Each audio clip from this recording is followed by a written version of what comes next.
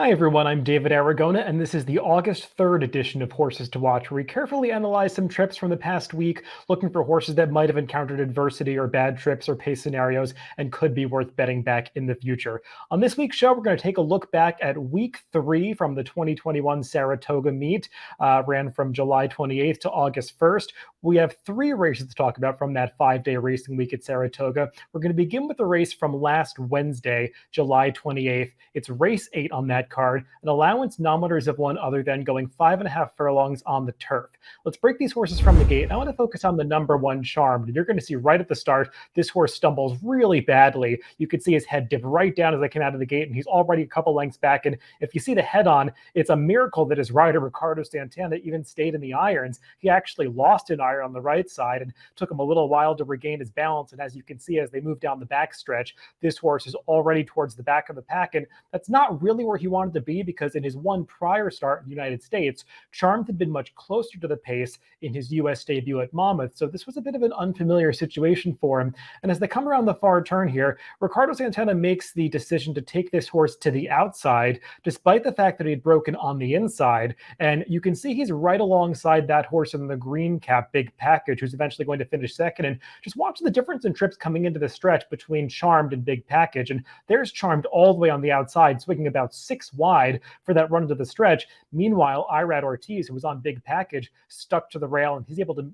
find that seam up the inside and make that big run up into second. But I thought, considering the poor start, Charm does really well to get up for third in this race while racing wide through the stretch. And the 2 horses who beat him, the winner of this race and Big Package, are both pretty talented runners. I think the winner got a 90 buyer. So Charmed ran pretty well in his second start in the United States. He goes out from some low-profile connections. His trainer, Philip Antonacci, doesn't have a lot of horses. So this is one who could sneak by at a big price at this level again next time. And I think he ran a lot better than it seems in this race. So he's one that I would look for again at this N1X level in his subsequent start.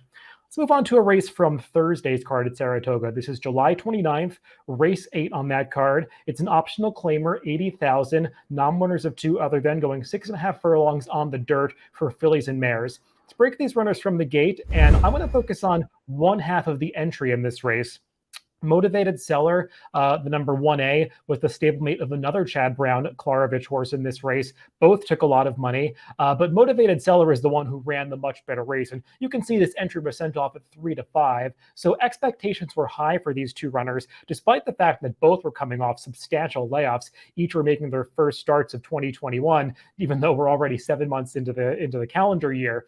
But as they go down the backstretch, you can see this field is really strung out, and that opening quarter goes up in 21 3/5 seconds. You do see some quick opening quarters going the 6.5 furlong distance due to a longer run up at that distance. But this is still a pretty fast pace that Motivated Seller is setting. And the 2 horses that are stalking her, Malibu Mischief and Anna's Fast, you're going to see as they come to the top of the stretch, both of those horses come up completely empty. And actually, they fade to be last and second to last, respectively, in this race, beaten by 27 and 28 lengths. And Motivated Seller, she puts them away. But now as they come to the top of the stretch, she's got to deal with a host of closers that have saved up a lot of energy and are coming down the center of the racetrack. And the 2 horses who actually do finish first and second in this race, one comes from mid-pack, the other comes from dead last. So this was a race that really fell apart. But Motivated Seller, she's battling back pretty gamely when these horses come to her at the 8th pole, and she is ultimately going to settle for third.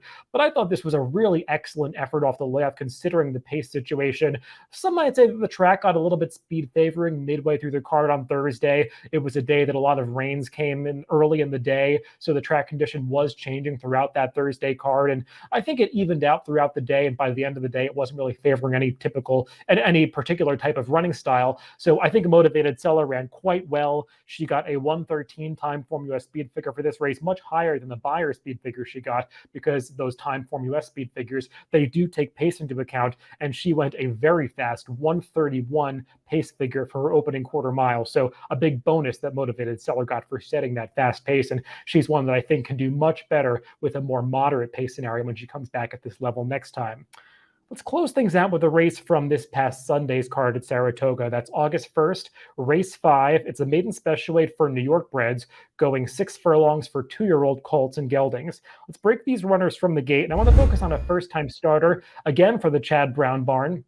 This is the number 6 Tin Pan Alley. This is a $295,000 yearling purchase who the connections obviously have some high hopes for, despite the fact that he's a New York bred. And you can see he just broke a little bit slowly from the gate. When you watch the head on, he just kind of did it to himself, got a little bit squeezed back after the start, but he had already broken slowly at this point. And the winner of this race, the number 3 Rotney, who's even money, is going to run off on the front end. But look at Tin Pan Alley at the back of the pack. He's already run past one runner, and he's going to commence this big middle move into the race, and they're going pretty quickly up front. That leader is setting an extremely fast pace for 2-year-old maidens, and there goes Tin Pan Alley. He just slingshot from last place up into third around the far turn, and it's really difficult for a horse like this, especially a first-time starter, to make that big premature move into the fastest part of the race. And you see the half miles running 45 flat, so it's not like they were coming back to this horse. He just made a big middle move into the race, and most 2-year-olds at this point would get a little green, a little tired, and back up out of the race. But Tin Pan Alley, he never stops running. You saw that a horse veered out into him a little bit at the top of the stretch there.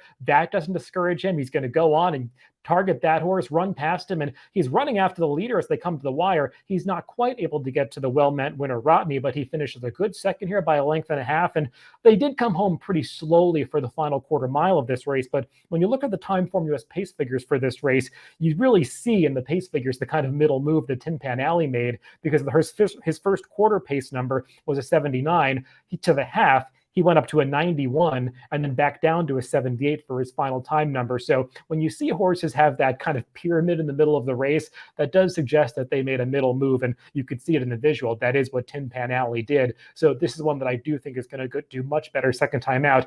This is not a race that came back particularly fast from a final time standpoint, but I do think this horse has more ability than the speed figures would indicate. So those are all the horses to watch for this week. Remember that if you want to follow these horses in the future, you can add them to your horse watch on DRF.com. Just add these horses to a list, and you'll get watch mail in your email when these horses run back in the future or entered or have workouts even. So that's how I like to follow these horses when they do run back. Thanks for tuning in this week, and make sure to catch future episodes of Horses to Watch on upcoming Wednesdays.